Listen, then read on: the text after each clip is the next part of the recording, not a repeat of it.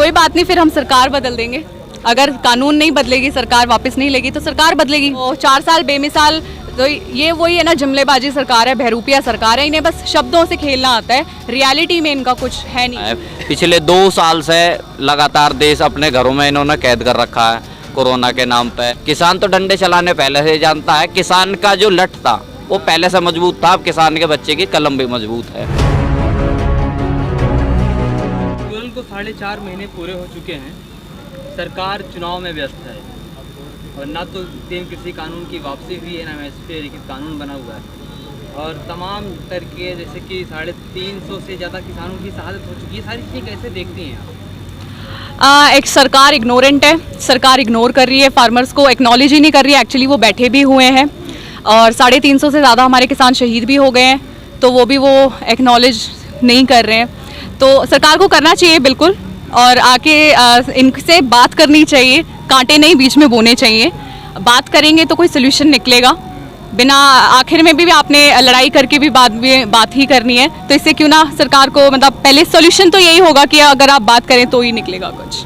लेकिन सरकार तो कह रही है कानून वापस नहीं होगा।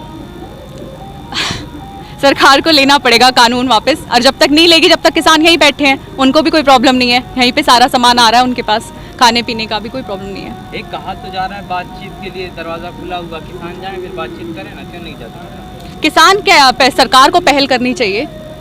11-12 दौर की बातचीत तो हुई ना सरकार की तरफ। तो सरकार ने वो बातचीत सिर्फ दिखाने के लिए की थी कि हम बातचीत के लिए रेडी हैं। उन्होंने कोई ऐसा कोई ठोस कोई सरकार किसानों को सांत्वना नहीं दी, कोई सेटिस्फेक्शन नहीं दी। किसानों की सिर्फ एक मांग है कि रिपील लॉज, तो अगर वही कर दें तो वो काफी लगता है। कानून वापस होंगे या नहीं, वो तो अब सरकार पे निर्भर करता है। किसान तो यहीं बैठेगा और यहीं बैठा है। सरकार ने तो कह दिया अभी कानून की वापसी नहीं होगी, कानून संशोधन किए जा सकते हैं। कोई बात नहीं, फिर हम सरकार बदल देंगे। अगर कानून नहीं बदलेगी, सरकार वापस नहीं लेगी तो सरकार बदलेगी। देश के 5 राज्यों में चुनाव हो रहे हैं और सरकार वहाँ व्यस्त है, चुनाव में व्यस्त है।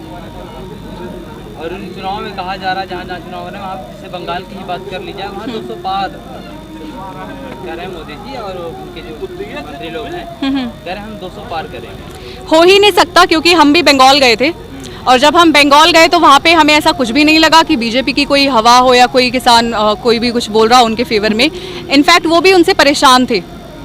तो अगर आपको मैं बता दूं, शायद आपको पता नहीं है, वहाँ पे भी किसान आंदोलन चल रहा है। इसी के पैरेलल में वहाँ पे किसान बैठे हैं बांकुरा में, बांकुरा डिस्ट्रिक्ट में कम से कम आज 100 से ऊपर दिन हो गए हैं किसान वहीं पे बैठे हुए हैं। 3 फार्मर लीडर्स भी हैं जो वो चला रहे हैं। उनकी मैं डिटेल्स आपको इसके बाद भेज दूंगी, अभी मेरे पास है, मुझे उनके नाम एक्चुअली याद नहीं है। तो वो भी ये चाहते हैं, उनकी भी डिमांड है कि जैसे पंजाब हरियाणा में एमएसपी मिल रहा है तो उन्हें भी एमएसपी मिलना चाहिए। जैसे यहाँ भारतीय किसान यूनियन है हर जगह, तो उनकी भी होनी चाहिए भारतीय किसान यूनियन बंगाल, ताकि अगर वो कोई डिसीजन मतलब ना ले पाए तो एटलीस्ट सरकार पे प्रेशर बना सकें। क्या लगता है इस किसान आंदोलन का इन 5 राज्यों के होने वाले चुनाव पर असर पड़ेगा? बिल्कुल पड़ेगा। बहुत ही बड़ा डेंट मारा है इस सरकार के ऊपर इस किसान आंदोलन ने। और जो इन्होंने छवि बनाई हुई थी अपनी कि कुछ गलत नहीं है, तो गॉड लाइक पर्सनैलिटीज़ हैं, तो वो वाली उस पर भी फ़र्क पड़ा है काफ़ी। तो ये भी हो सकता है अगर 5 राज्यों में सरकार अगर कहीं जीत जाती है तो उसका भी असर फिर किसान आंदोलन में भी पड़ेगा? ऐसा नहीं है, क्योंकि सरकार एक्चुअली टैक्ट जानती है कि चुनाव कैसे लड़ा जाता है। वो एक साइकोलॉजी पे प्ले करते हैं, लोगों की, जो जनरल पब्लिक की साइकोलॉजी पे प्ले करते हैं वो लोग। तो अगर हम अपना कंटिन्यू रखें, अपना संघर्ष जारी रखें, तो ज़रूरी हम कोई चेंज लेके आ पाएंगे। उत्तर प्रदेश में योगी सरकार के 4 साल पूरे हो चुके हैं, जिसे वो कह रहे हैं बेमिसाल, 4 साल बेमिसाल। कैसे देखती हैं आप योगी के उन 4 साल के? बहुत ही बेमिसाल थे एक्चुअली। उन्होंने जो हाथरस में right to die with dignity भी नहीं दिया उस लड़की को। रातों रात हिंदू धर्म में ऐसा होता है कि दिन में किसी शरीर की आखिरी जो जर्नी है वो दिन में की जाती है। इन्होंने रात के समय उस लड़की को पेट्रोल छिड़क के जला दिया। एक तरीके से जो बलात्कार करने वाले लोग तो थे ही, उन्होंने ज्यादती करी, ऊपर से सरकार ने उसको कवर करने के लिए उसके ऊपर और ज्यादती करी। उसको आखिरी जर्नी भी उसको नसीब अच्छी नहीं हो पाई।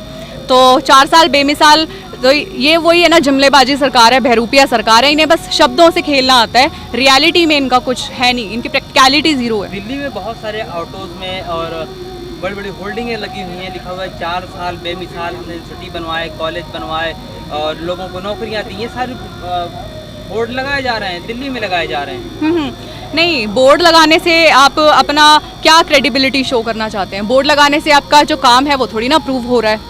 अगर बोर्ड लगाने से इतना ही तो इनके पास बोर्ड लगाने के पैसे भी कहाँ से आए? वो भी तो एक क्वेश्चनेबल चीज़ है, इनके पास इतने पैसे कहाँ से आए कि बोर्ड्स वगैरह भी लगवा रहे हैं, इतना एडवर्टीजमेंट कर रहे हैं। मैडम, हाँ जी, तो उसके पास पैसे नहीं होंगे क्या? तो वो कॉरपोरेट से आ रहे हैं ना, फिर सरकार जो कॉरपोरेट्स हैं उन्हें फंड कर रहे हैं, तो वो कहीं ना कहीं से उनको वापस देने के लिए फिर उनके साथ भी वो फेवरिज्म कर रहे हैं उन कॉरपोरेट्स के लिए। सरकार क्यों अड़ी हुई है, कानून की वापसी क्यों नहीं ले रही? क्या किस चीज़ का दबाव है सरकार पर? कॉरपोरेट्स का दबाव है। एक्चुअली मोदी थोड़ी लेके आया है, ये जो सरकार नहीं लेके आई ये कानून, जो जिसके थ्रू आए हैं, अभी कैटलिस्ट मोदी है, बाद में कोई और भी हो सकता है मीडिएटर। ज़रूरी नहीं है कि अगर एक ही पर्सन। सरकार पर अडानी और अंबानी का दबाव है। हाँ, मिडिल मैन है ये लोग, मोदी वगैरह मिडिल मैन है, तो वो बिचौलियाँ हटाना चाहते हैं इन कानूनों को लेके, बट वो खुद बिचौलिए हैं। आप कह रहे हो सरकार पर दबाव है, मोदी पर दबाव है, लेकिन मोदी तो कहते हैं कि ये तो शेर है, हमने शेर पाला है तो खर्चा उठाना पड़ेगा, ऐसे लोग कहते हैं। नहीं, बोलना अलग होता है, करना अलग होता है। कथनी और करनी में बहुत ज़्यादा डिफरेंस होता है, और जो बोलता है वो तो बिल्कुल वो होता नहीं है, एग्जैक्टली उसका उल्टा होता है। साइकोलॉजी भी ये कहती है कि जो बोलता है उसका एग्जैक्टली उल्टा होता है आदमी, तो उसको कवर करने के लिए बोलता है चीज़ें। लगातार जो महंगाई चरम पर है, इस महंगाई को लेकर उसके भी लोग सड़क पर नहीं उतर रहे हैं। महंगाई से आप इनसे पूछ लीजिए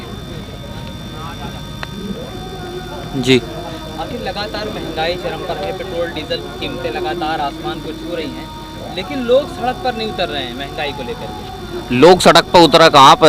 आपके 4 से ज़्यादा आदमी इकट्ठे जहाँ हो जाते हैं वहाँ पे कोरोना का रोना लगते हैं कि कोरोना है।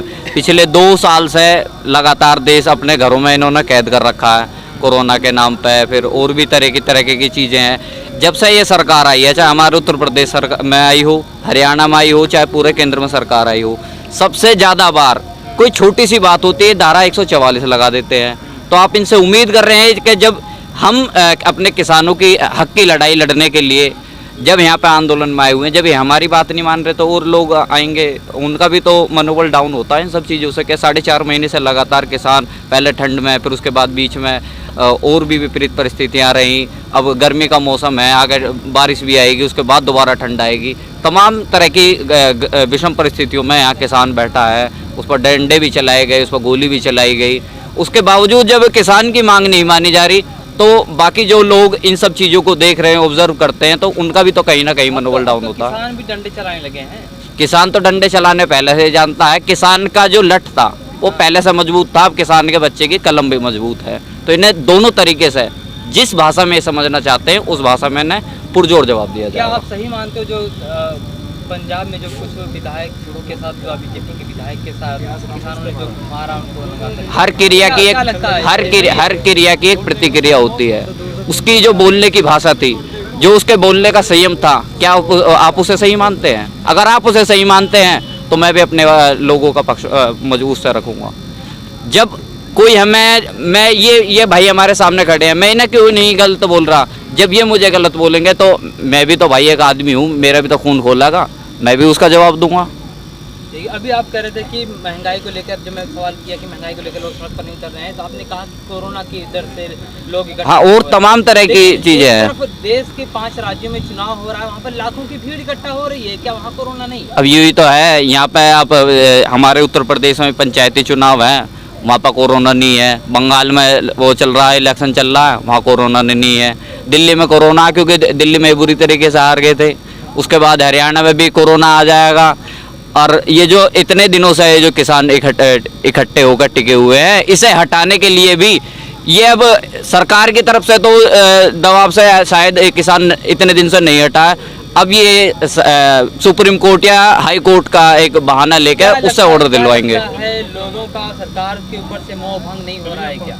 सरकार से तो मोह भंग हुआ पड़ा है। अगर एक निष्पक्ष तरीके से अगर चुनाव हो जा तो ये सरकार ना राज्य में रहेगी ना केंद्र में रहेगी। निष्पक्ष मतलब निष्पक्ष का मतलब बिल्कुल निष्पक्ष, ईवीएम अगर आपको भी पता है कि भाजपा सरकार के एमएलए की गाड़ी में और प्रत्याशी की गाड़ी में ईवीएम मिलना, आपको भी पता है कि कितनी विश्वसनीयता हमारी चुनाव आयोग के ऊपर है। तमाम राजनीतिक पार्टियों को पहले ईवीएम के खिलाफ लड़ना चाहिए।